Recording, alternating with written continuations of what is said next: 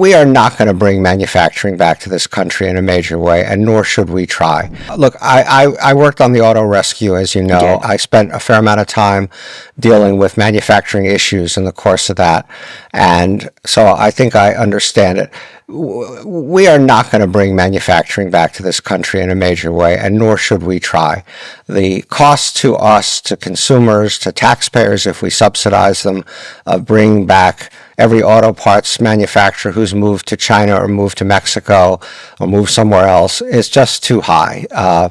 We should focus more on solving the problems of the people who were left behind by that, not trying to recreate a world that doesn't exist anymore, any more than we should send half of Americans back to work on the farms the way they did 100 plus years ago. So that's that one. I think there are exceptions to that, notwithstanding the auto rescue. I'm not a huge fan of industrial policy. I think the government generally should lean out, not lean in, on trying to micromanage, either by taxes or tariffs or any other way, what gets made here versus not. I think there are exceptions to that, and I think semiconductors may well be one of them. For national security issues. Correct? Yeah, semiconductors to us today are what Saudi Arabian oil was to us in 1973. It is probably the most essential component we need to make our economy run. We solved our energy problem. As I said before, we're now a net exporter of oil and gas. I don't know whether we can ever really be self-sufficient in chips, but I think the CHIPS Act was directionally the right thing. Could have questioned a couple of the ways it was implemented from my own experience doing that, but basically the right thing. But when you read Trump's, at least as I take his words literally, TSMC, which as you know supplies 92% of the world's high-end chips, is building several fabs in Arizona. So presumably they don't get tariffed. Right. And that's, they and Samsung are the only two real producers of very high-end chips. And so I'm not sure whether this is a sleeves off your vest kind of thing where he says all this, but it doesn't really end up affecting very much, because I'm not sure who's going to get tariffed if TSMC is not going to get tariffed. Right. And so these investing pledges, but whether it's by Apple, whether they follow through, in some cases they do, some cases it doesn't, are taking a cut of sales to allow China to have these chips, which has been speaking of national security, a big problem by promising $500 billion. That's industrial policy, right? These are sort of unnatural acts he's asking these companies to make.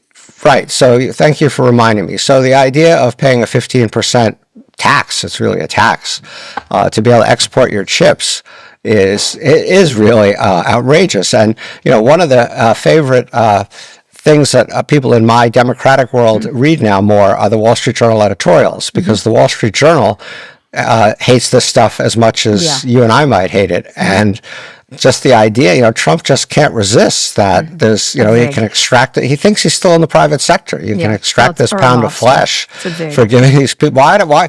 Trump's attitude is, well, why would I give them permission just to export their chips unless I get something for it? Right. Now we can debate whether H20 chips should go to China or not. I've heard both arguments. I'm sure you know them better than I do.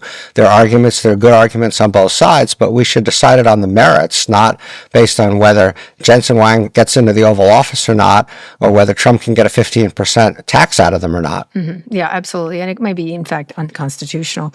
Every episode we get a question from an outside expert. Let's hear yours. Hi, I'm Raj Bala. I'm a University Distinguished Professor at the University of Kansas School of Law. And for many months, including on this program, I've characterized U.S. trade policy under the second Trump administration as xenophobic autarky, a fear or distrust of foreigners, and a desire to shut down trade and reshore or onshore industrial production. And the Trump administration has raised tariffs from an average of about 2.3% to 15.2%. They've done so because they think trade deficits threaten national security. And on some items like aluminum, they've even raised tariffs to 50%. So here is my question, or questions. Do you think trade deficits threaten U.S. national security? And by Oktoberfest, given that beer is put in aluminum cans, how much higher will beer prices have risen? That's funny. And Trump fundamentally doesn't understand trade deficits and what they mean. He thinks that if we have a trade deficit of $50 billion with some country, it means we're losing $50 billion to that country. Right. We're paying that country $50 billion to get their whatever, their things, and we're getting the things. And it's not that different than if you go into a store and you buy yourself a new pair of shoes, or you're in a trade deficit with Nike, for example. Yeah. Do you have a trade deficit with Nike? And so he fundamentally doesn't understand that. So let's start with that. Number two, I just want to make a related point to what your good questioner asked you, which is among the stupidest tariffs Trump has put in place are the tariffs on steel and aluminum, because as your questioner pointed out, those are actually raw materials that are used to make stuff here. And if you raise the price of steel and aluminum here, it means that a car company, and this is part of why the car companies, ironically, who are supposed to be the beneficiaries of these tariffs, hate them as much or more than anybody, because steel and aluminum go into cars. And so if you're going to tariff stuff, he's tariffed the wrong kinds of things. I would say this, though, and to be honest about all this, a trade deficit in and of itself is not a bad thing. When we were in the latter part of the 19th century, when we were developing our own industrial capacity, we ran large trade deficits, because the flip side of a trade deficit means that money is coming into this country. And the money was coming into this country to invest in our railroads and in our steel mills and so on. And we needed that capital. That can be a really good thing for a country. The problem we have is that we're running these massive federal budget deficits at the same time.